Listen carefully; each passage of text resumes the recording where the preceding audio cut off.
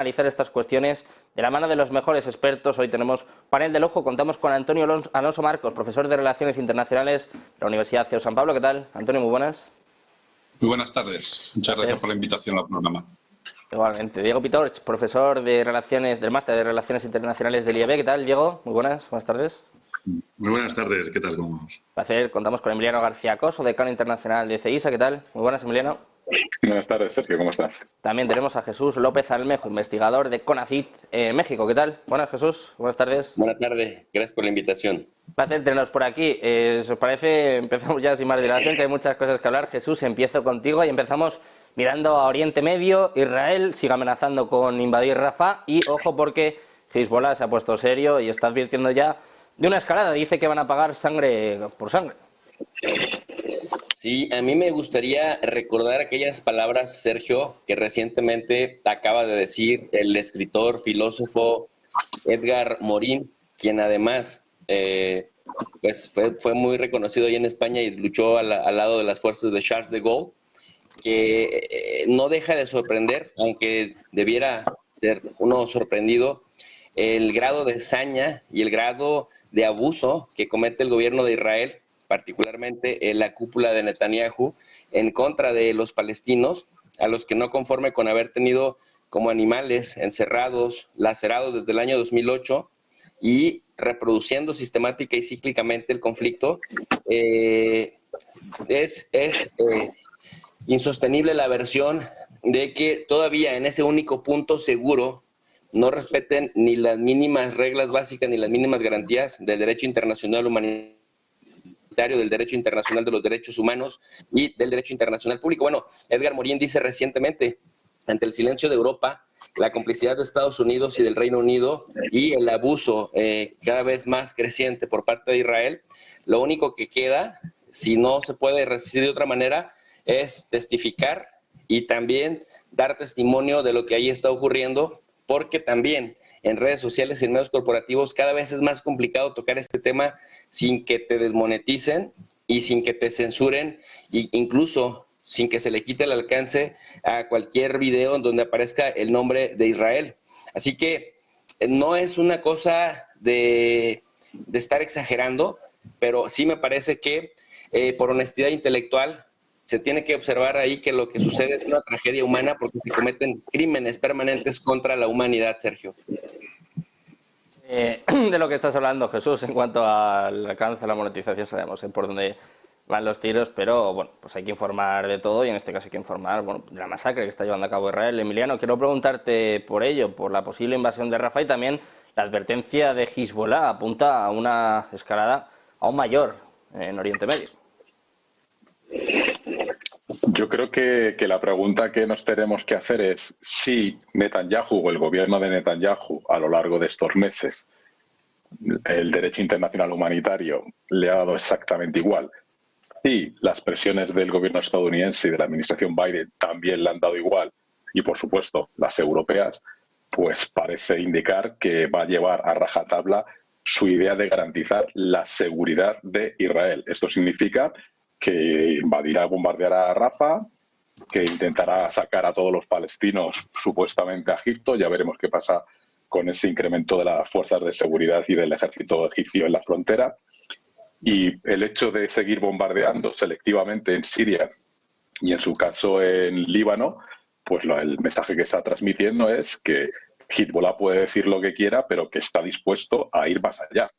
Es decir, yo creo que hay una especie, y perdón por la palabra que voy a utilizar o frase, solución final israelí en relación a decir, yo voy a acabar con cualquier amenaza, cueste lo que cueste, porque el momento, la oportunidad la tiene ahora. Nadie ha sido capaz de parar, como señalaba Sergio, como señalaba Jesús, la matanza que se está cometiendo, ni la ONU, ni Naciones Unidas, ni ningún otro organismo internacional, y menos aún Estados Unidos. Por lo tanto, Hezbollah puede seguir provocando que lo único que va a hacer es justificar, entre otras cosas, que el ejército israelí ya no solamente bombardee, sino que cruce más allá de la frontera actual. Esta situación y sobre todo qué solución puede haber, porque como ya está explicando Emiliano, da igual lo que diga la ONU, da igual lo que le diga Estados Unidos, que parece que Biden está de alguna forma también presionando, da igual la presión internacional, que Netanyahu hace lo que le da la gana, Diego. No sé hasta dónde va a llegar esto. Bueno, hasta dónde va a llegar me parece una cuestión que yo creo que ahora mismo nadie sabe. Acordemos que hace como una semana, 2 semanas estaba ahí pidiendo un alto al fuego, ¿no? Durante unos 3 meses y claro, a mí esto me suena más, por parte de Hezbollah, un poquito más la pataleta. No olvidemos, fíjate, me estaba acordando ahora de cuando en su día Saddam Hussein decía, ha empezado la madre de todas las guerras, ¿no? Algo así, me parece que dijo en su día, hace un montón de años de esto. Y bueno, sí, era un poco oye, nos están ahogando, que me queda la típica pelea casi de callejero, ¿no? De sujétame que lo mato. No, espérate, vamos a ver, que es que tenemos a Netanyahu, que es que depende de esta incursión y depende de acabar con Hezbollah para poderse mantener en el poder y poder tener un control sobre el Congreso. O sea, no nos olvidemos que es que estamos hablando de una situación que partamos de la base de que cualquier conflicto, cualquier persona que pueda morir en un conflicto bélico o no bélico, enfrentamiento armado, es un desastre, es horrible, ¿sí?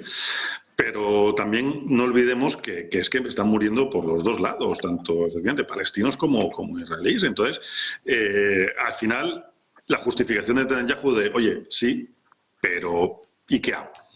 Me quedo callado y quedo y estoy a merced de todos los que tengo alrededor, que parezco la aldea de Asterix y Obelix, que me quieren matar. No, tendré que defenderme de alguna manera. Entonces, ante esa situación, es verdad que la comunicación es muy pobre, no hay mucha información, no se le ha concedido en cierta medida esa medida de presión que quería Hezbollah con respecto a intercambio de prisioneros, que es una de las cosas que pedían. Sí, si te acuerdas, hablábamos, ¿no? Un poquito la carta a los Reyes Magos que le había hecho de cara a intercambio de prisioneros. Y, chico, te das cuenta de que te están acorralando, te vas quedando en un sitio más pequeñito y al final dices, oye, pues o salgo a muerte ya o poco tengo más que hacer, porque realmente se está acabando el tiempo a Hezbollah y está acabando efectivamente también con una población que lo está sufriendo. Pero también, en cierta medida, no olvidemos que Hezbollah se está escondiendo detrás de los civiles. Entonces, no es una justificación, pero quizás el primero que tiene que mirar qué es lo que está pasando es el mismo grupo armado. ¿Cómo ves tú esta situación y también una posible solución? Porque se hablaba mucho de un acuerdo de liberación de rehenes la semana pasada y lejos de eso parece que estamos mucho peor, ¿no? Lejos de un acuerdo parece que estamos ante una escalada aún mayor, incluso con la opción que sigue abierta de un conflicto regional. Bueno, la verdad es que efectivamente aquí el tiempo parecía que corría en contra de Israel, porque cuanto más se prolongase esta etapa del conflicto, siempre me gusta resaltar que este conflicto es mucho más largo y mucho más amplio, tanto en el espacio como en el tiempo, y que va más allá del 7 de octubre, por supuesto. Entonces, en esta etapa del conflicto, pues bueno, pues se suponía que el reloj corría en contra de Israel, porque cuanto más se prolongase, menos apoyos entre los países occidentales iba a tener. Lo que pasa, bueno, hay un detalle que a mí me llama mucho la atención de los últimos días con esto de los rehenes, y es que los 2 últimos rehenes que se liberaron, creo que se rescataron, yo no sé si han sido los 2 últimos, pero desde luego de los últimos que se han rescatado, fue precisamente en Rafah. Y eso no es una invención de Netanyahu o de la extrema derecha israelí, sino que pues que es así, es un dato sencillamente pues que está ahí, ¿no? Que es que efectivamente Hamás, como era de suponer y como era de esperar, entre comillas, pues iba a utilizar a los rehenes como escudos humanos. Incluso los iba a llevar allí a aquellos sitios en los que en principio se les había dicho que podían ir tranquilamente porque ahí no iban a bombardear, porque solo iban a atacar el norte de la Franja de Gaza. La Franja de Gaza, insisto, tampoco es que sea un territorio muy amplio, son 10 por 40, una cosa así, 10 kilómetros por 40 kilómetros, y tampoco hay mucho donde esconderse, pero claro, la complejidad de los túneles, de los que también se ha hablado, que este es otro tema que también me gustaría sacar, ¿no? Es decir, vamos a ver, que eso tampoco es una invención de Netanyahu y tampoco es una invención de la extrema derecha israelí, sino que está ahí, todos los hemos visto, y que por desgracia los túneles se han construido con dinero pues que se le ha ido donando a la UNRWA, entre otras entidades, lo que ha hecho que se le quite, o que algunos estados digan que se le va a quitar el dinero a la UNRWA, ¿no? Es decir, no es solo porque 7 o 12, da igual, de los terroristas, supuestamente terroristas, ¿no?, que supuestamente incursionaron en el supuestamente kibutz, pongamos todos los supuestos para no pillarnos mucho las manos, pero se supone que 7 o 12 terroristas pues eran de la UNRWA. Bueno, pero es que no solo eso, sino que está bastante comprobado que el dinero que iba destinado a la UNRWA y a otros proyectos financiados por la Unión Europea, pues no era solo para construir escuelas y hospitales, sino que por debajo de las escuelas y por debajo de los hospitales iban a hacer unos túneles, pero no unos túneles, en fin, artesanales solo, sino que eran unos señores túneles, incluso en algunos sitios con capacidad de ir con vehículo, con transporte, ¿no? Entonces, bueno, a lo que voy es que no es nada fácil hablar de este conflicto en general y de esta etapa del conflicto en particular tampoco, porque como bien decían, yo creo que todos los que me han precedido en el uso de la palabra, efectivamente, es que hay muertos por los dos lados y efectivamente que con los bombardeos de Israel mueren civiles, eso nadie lo pone en duda. Pues se puede poner en duda a lo mejor el tema de la cantidad, de cuántos miles, si son 28.000, si son 30.000 o si son solo 3.000.